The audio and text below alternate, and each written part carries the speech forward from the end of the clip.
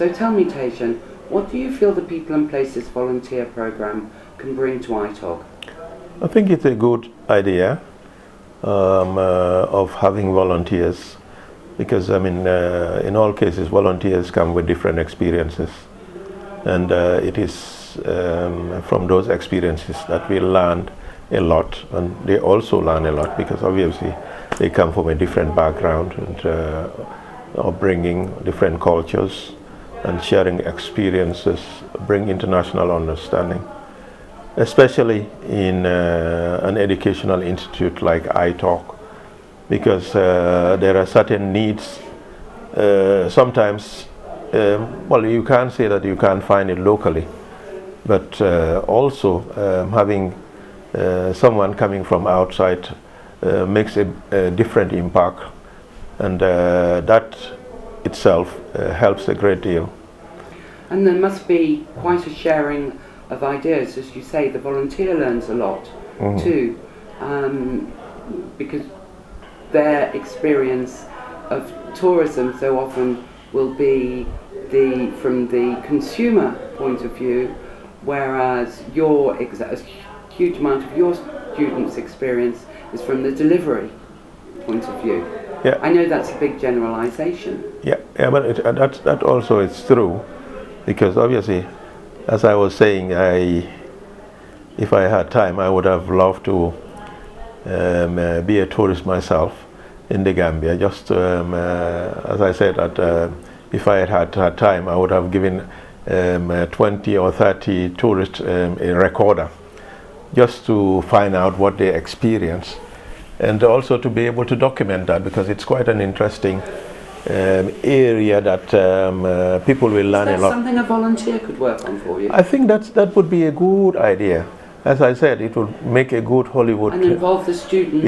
Yeah. So that at least you document, because I mean the Bumpster issue has been one of the greatest problems or obstacles. As I said, you know, as I always said, it's a creation of the tourism industry. It's a social problem, and in social problems they expand, and in social problems you find both the negative and the positive. And it is this negative that we have been trying to find ways and means of changing them. That's why we created the tourist guide scheme. But as I said, we cannot have everybody to be a tourist guide. You have so many school dropouts coming out of school each year, and we cannot make them all tourist guides. And besides, there are other areas that we think that we can fit them in. What are the areas? How can we determine those areas? It's only by engaging them and talking to them to find out what my experience of 16 years of visiting the Gambia, I think the work that you've done with the Bumpsters and training them as tourist guides, and the work you've done with the Bumpsters is really showing dividends. It is not the problem it was 10 years ago. It really isn't, and I would like to write to every guidebook and tell them it is not the problem it used to be. Yeah, and as I said, I think also we need to create an understanding of the situation with tourists well before they come. And this leaflets alone cannot do it, information materials. As I said, some years back we had this in-flight video which is shown to tourists before they come, so that at least they know what they are going to experience.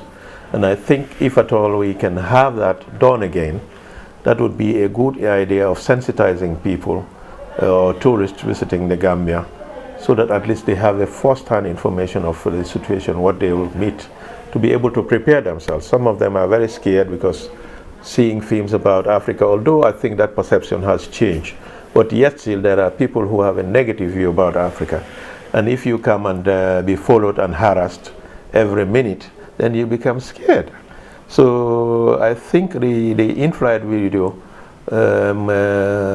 is the most appropriate tool of sensitizing tourists about the destination they don't know. Another good idea for a volunteer job. Yeah.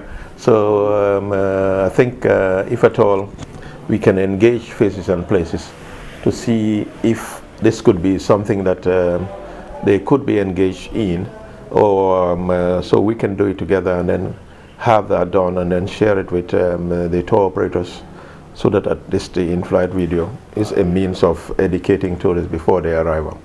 Thank you, Tejan.